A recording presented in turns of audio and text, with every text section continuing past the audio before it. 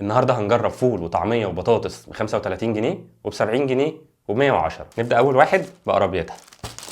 تاني واحد معانا الراعي، ده من مطعم تغاميس، ده جاي معاه مخلل طحينه. رابيتا ده ب 11 جنيه، راعي ب 19 جنيه، تغاميس هيقف عليك تقريبا ب 35 جنيه. عيش شامي عادي، عيش شامي عليه شويه سمسم، عيش بلدي بس نضيف شويه. قرابيتا بسم الله.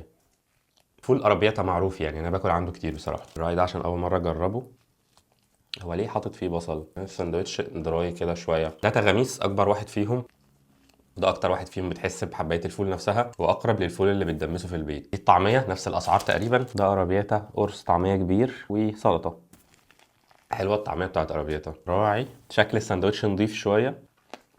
عملوا الطعميه في فران هوائيه كده شبه الاير فراير، فهي بتبقى طعميه هيلسي شويه. ده تغاميس، الطعميه فيها فرق كواليتي رهيب. اولا الطعميه عشان عليها سمسم كتير قوي من فوق فطعمها مختلف. البطاطس، ساندوتش البطاطس قرابيتها مليء جدا بصراحه. الراعي ده دفسه بطاطس. غميس العيش مليان قوي بطاطس، مش الفرايز الرفيعه، بطاطس قريبه من البيت. قرابيتا هو بس من كتر السلطه انت مش عارف تحس بطعم البطاطس قوي. ده الراعي، هو جامد بس هو عاوز طحينه، عاوز حاجه كاتشب مايونيز. ده تغاميس، هو ساندوتش ما فيهوش حاجه يعني، هو بطاطس بس هي البهارات بصراحه اللي طعمها حلو. اكتبوا لي تحت في الكومنتات انتوا بتفطروا منين وبتفطروا الثلاث سندوتشات دول بكام. ما تنساش لو الفيديو عجبك تعمل لايك وشير للفيديو. شكرا جدا ليكم، سلام.